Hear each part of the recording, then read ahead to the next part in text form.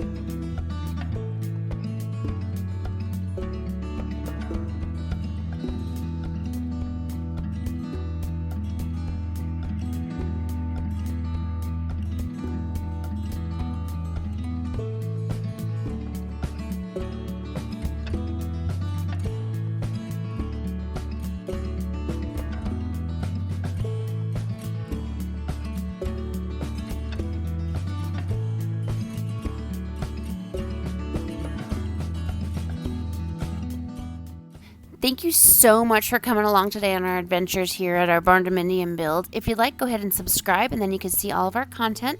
If you want to hit the little dingle bell, it'll also alert you every single time we upload a new video, and it would be so helpful. We are so glad you guys came along for our fun.